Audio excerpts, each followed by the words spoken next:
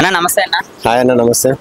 నిన్న ప్రవేశపెట్టిన బడ్జెట్ మీద జీవీ రెడ్డి ఎవరైతే ఉన్నారో ఆయన టీడీపీలో ఒక మంచి నేత, ఆయన రాజీనామా చేసిన వ్యక్తి కూడా ఈరోజు ట్విట్టర్లో ఒక ట్వీట్ అయితే వేశారు. ఈ బడ్జెట్ మీద నాకు ఒక మంచి ఒపీనియన్ వచ్చిందని కూడా ఆయన అయితే వేశారు. దీని మీద మీ అభిప్రాయం ఏంటి?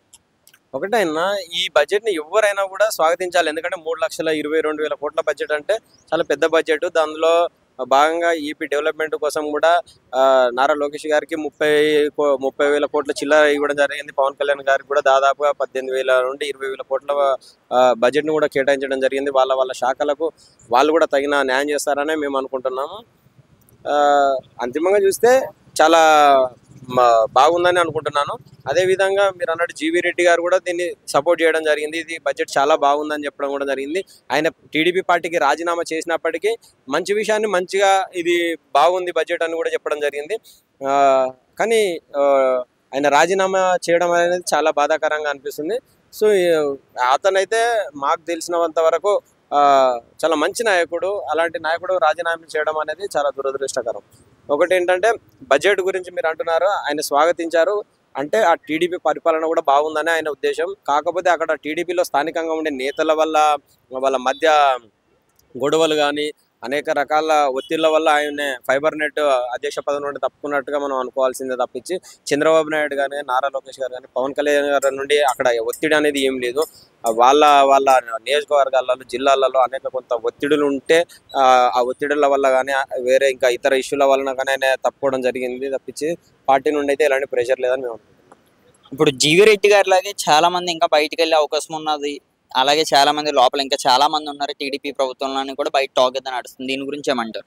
ఒకటండి, ఏ రాజకీయ పార్టీలో మనం ఉన్నప్పటికీ అనేక రకాల ఒత్తిళ్లు అనేవి ఉంటాయండి. ఒత్తిళ్లను తట్టుకొని నిలబడ్డవాడే నిజమైన నాయకుడు అని మేము నమ్ముతున్నాము. సో ఎవడైతే మనల్ని ఒత్తిడి చేయాలనుకుంటాడో అలాంటి ఒత్తిడి ఎవడైతే చేయాలనుకుంటాడో అలాంటి వాడిని మనం తొక్కి మనం నిలబడ్డప్పుడే మనం నాయకుడం అవుతాం. అంతే తప్పించి వాళ్ళకు భయపడి మనం రాజీనామాలు చేసినామంటే ఆ రాజకీయానికి అర్థం లేదని నేను అనుకుంటున్నాను. జీవీ రెడ్డి గారు కూడా రాజీనామా చేశారు. ఇప్పుడు ఆ విషయం బడ్జెట్ విషయానికి వస్తే వైసీపీలో ఉన్న ప్రతి నేత కూడా బడ్జెట్ గురించి మాట్లాడుతున్నారు. ఈ రోజు నిన్న మనం యూట్యూబ్ అవ్వచ్చు, టీవీస్ అవ్వచ్చు, మీడియాలో చూసుకుంటే మరి వాళ్ళకి ఏంటంటే వాళ్ళకి ఇది నిజంగా నచ్చలేదు అనుకోవచ్చు, కావాలని ఏదో పాయింట్ రేజ్ చేయాలని మాట్లాడుతున్నారు. ఒకటండి, అది ఇప్పుడు కాదండి, ఏ ప్రభుత్వం బడ్జెట్ ప్రవేశపెట్టినా దాని మీద అనేక విమర్శలు అనేది రావడం సర్వసాధారణం. అటువంటి చిన్న చిన్న విషయాల గురించి మనం పట్టించుకోవాల్సిన అవసరం లేదని నేను అనుకుంటున్నాను. ఓకే, మరి రానున్న రోజుల్లో జీవీ రెడ్డి గారు మళ్ళీ తిరిగి టీడీపీ పార్టీలోకి వచ్చే అవకాశం ఉన్నది అనుకోవచ్చు అన్న? తప్పకుండా. అందుకే అతను ఇప్పుడు టీడీపీ ప్రవేశపెట్టిన బడ్జెట్ ను కూడా స్వాగతించడం జరిగింది. ఆయన టీడీపీ రాజీనామా చేసినా చేయకున్నా ఆయన టీడీపీ మనిషి. మళ్ళీ 2029లో కూడా చంద్రబాబు నాయుడు ముఖ్యమంత్రి కావాలనుకుంటానని ఆయన స్వయంగా చెప్పడం కూడా జరిగింది. సో ఆయన డెఫినెట్ గా ఆయన మళ్ళీ టీడీపీలోనే జాయిన్ అవుతాడు. ఒకవేళ రాజకీయంలో ఉండాలనుకుంటే తప్పకుండా ఆయన టీడీపీ మనిషి అని మేము అనుకుంటున్నాం. అదొకటి. పవన్ కళ్యాణ్ గారి విషయానికి వస్తే పవన్ కళ్యాణ్ గారు ఇప్పుడు గతంలో అన్న మాటలు ఏవైతే ఉన్నాయో అవి కూడా ఈ రోజు మళ్ళీ రేజ్ చేస్తున్నారు పాయింట్స్. 33,000 మంది అమ్మాయిలు ఎక్కడికి వెళ్ళారు, గతంలో జరిగిన 2017లో జరిగిన కీర్తి మర్డర్ కేసు ఎక్కడ వెళ్ళింది, ఆ మర్డర్ కేసు ఊహించుకున్న మీరు ఇక్కడ డిప్యూటీ సీఎం అయ్యారని కూడా చాలా మంది వైసీపీ నాయకులు నెల్లూరు నుంచి కూడా మాట్లాడడం అయితే జరుగుతుంది. ఇప్పుడు పవన్ కళ్యాణ్ గారి విషయానికి వస్తే ఆయన గురించి ఏమంటారు మీరు? ఒకటండి, ఆయన పవన్ కళ్యాణ్ గారు అంటే మచ్చలేని నాయకుడు అండి. ఇలాంటి అనేక బురదల్లుడు ఆయన మీద అనేక విమర్శలు చేస్తే ఫేమస్ అవుతామని చెప్పేసి వేరే ఉద్దేశం అనేది లేదండి. మీరు అన్నట్టు సుగాలి ప్రీతి విషయంలో ఆయనే చాలా పెద్ద ఎత్తున ఆ విషయం తీసుకురావడం జరిగింది. మరే అతను అంత పెద్ద ఉద్యమం చేసి తీసుకొచ్చినప్పుడు వీళ్ళు సిబిఐ వేసి కానీ ఇంకొక విధంగా కానీ ఆ కేసును ఎందుకు విచారణ చేయలేకపోయారో ఒకసారి అర్థం చేసుకోవాలి. ప్రభుత్వం వచ్చి 6 నెలల్లో మీరు అది చేయలే, మీరు ఇది చేయాలంటే వీళ్ళున్న 5 సంవత్సరాలలో ఏం బీకారని ఒకటి అడుగుతున్నామండి మేము. మహిళల అదృష్టం అంటున్నారు. ఇవన్నీ పవన్ కళ్యాణ్ గారు రేజ్ చేసిన ఇష్యూసే తప్పించి ప్రభుత్వంలో వీళ్ళు విచారించింది ఏంటండి, వీళ్ళు చేసింది ఏంటిది? ఈ ప్రభుత్వము ఆంధ్రప్రదేశ్లో ప్రజలకు ఏం చేసిందని ఒకటే వాళ్ళు ఇప్పుడు మనస్సాక్షిగా ఆలోచించుకోవాలి. ఇవన్నీ పవన్ కళ్యాణ్ గారు ఇసుక కానీ అనేక రకాలుగా అనేక ఇష్యూలను ప్రభుత్వం దృష్టికి తీసుకొచ్చింది పవన్ కళ్యాణ్ గారు. ఆ ఇష్యూలన్నిటి కూడా మళ్ళీ పవన్ కళ్యాణ్ గారే సమాధానం చెప్పాలంటున్నారు. ఇది న్యాయ వ్యవస్థను అర్థం కావడం లేదు. వాళ్ళు తీసుకొచ్చిన ఇష్యూలను అప్పటి వైఎస్ఆర్ ప్రభుత్వం ఏం వరకు వాటిని పరిష్కరించింది అనేది వాళ్ళు ఇప్పటి వరకు చెప్పలేకపోతున్నారు.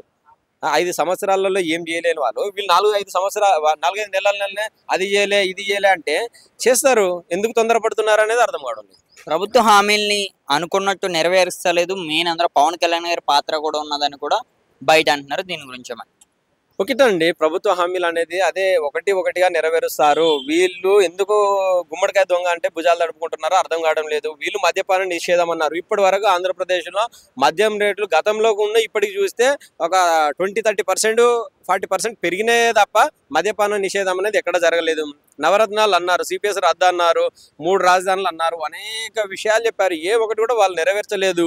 వాళ్ళను ప్రజలు ఎక్కడ నిలదీస్తారో అని చెప్పేసి వాళ్ళు ముందుగానే తట్టాపుట్టా చదువుకోవడం జరుగుతుంది. అందుకని అందులో భాగంగానే ఇప్పుడు A2గా ఉన్న విజయసాయి రెడ్డి కూడా ఆ పార్టీకి రాజీనామా చేసి, ఆ పదవికి రాజీనామా చేసి వెళ్ళిపోవడం జరిగింది. అందుకే షర్మిల కూడా ఆ పార్టీకి దూరంగా వెళ్ళిపోవడం జరిగింది. విజయమ్మని కూడా ఆ పార్టీ గౌరవ అధ్యక్షురాల నుండి తీసేయడం జరిగింది. ఇప్పుడు రేపో మాపో సజ్జల గారు కూడా వెళ్ళిపోవడం జరుగుతుంది. ఆ పార్టీ అనేది లేదు. ఆ పార్టీలో ఉన్న మిగతా నాయకులు కూడా ఇప్పుడు వంశీ గారు అరెస్ట్ జరగడం జరిగింది. తర్వాత కొడాలి నాని గారు అయ్యే అవకాశాలు ఉన్నాయి. తర్వాత నిజంగా అది ఉందన్న, అంటే కొడాలి నాని గారు అవ్వచ్చు, వంశీ గారు అవ్వచ్చు, పేరు నాని గారు అవ్వచ్చు, వీళ్ళందరినీ అరెస్ట్ చేసే అవకాశం ఉందా? డెఫినెట్ గా అండి. వీళ్ళందరూ కూడా పార్టీ అందరు కూడా అయిపోతుంది. త్వరలోనే జెండా ఎత్తేసి జగన్ గారు కూడా లండన్ వెళ్ళిపోవడం జరుగుతుంది. తట్టాబుట్టా చదువుకోవడానికి అందరు కూడా సిద్ధంగా ఉన్నారు.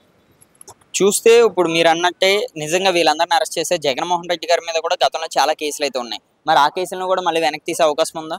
తప్పకుండా అండి. అందుకే కదా మేము ఏమంటున్నాం, అందుకే ఆ కేసులన్నీ ముందు జాగ్రత్తగా ఆయన లండన్ వెళ్ళే యోచనలో కూడా ఉన్నాడు. అందుకే ఇప్పుడు వాళ్ళ చిన్న ఆయన మర్డర్ కేసు అయితేనేమి, అక్రమాస్తుల కేసులు అయితే ఈ రోజునే కాదు కదండి, ఈ ప్రభుత్వంలో ఉన్నప్పుడు కాదు ఈ అక్రమ కేసులు అనేది.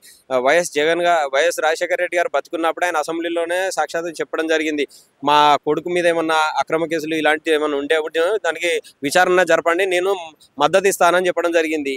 ఈ రోజున్న కేసులు కాదు జగన్ గారి మీద ఉన్నాయి. అందుకని ముందు జాగ్రత్తగా తట్టాబుట్టా చదువుకొని వెళ్ళిపోవడం జరుగుతుందని అనుకుంటాను. లాస్ట్ క్వశ్చన్, పవన్ కళ్యాణ్ గారి పరిపాలన ఎలా ఉండబోతుంది? ఇంకా మిగిలిన 4.5 సంవత్సరాల్లో ఆయన అన్న పథకాలు, ఆయన అన్న మాటలు ప్రతిదీ కూడా నెరవేర్చే అవకాశం ఉందా? తప్పకుండా అండి. ఈ రోజు ఆంధ్రప్రదేశ్ రాష్ట్ర పరిస్థితి ఒకసారి ప్రజలు గమనించినట్లయితే, అందరూ నాయకులు కూడా గమనించినట్లయితే, చంద్రబాబు నాయుడును మర్చిపోవడం జరిగింది, వైఎస్ జగన్ ను మర్చిపోవడం జరిగింది. కేవలం పవన్ కళ్యాణ్ టార్గెట్ గా ఈ రోజు దేశ రాజకీయాలన్నీ కూడా నిశితంగా గమనిస్తున్నాయి. సో హీఈస్ ఏ అల్టిమేట్ లీడర్. ఆయనే మంచి నాయకుడు అని ప్రజలందరూ నమ్ముతున్నారు. తప్పకుండా ఆయన అన్ని పథకాలను కూడా, అన్ని హామీలను కూడా నెరవేరుస్తారని మేము అనుకుంటున్నాం. థ్యాంక్ యూ అన్న. Thank you.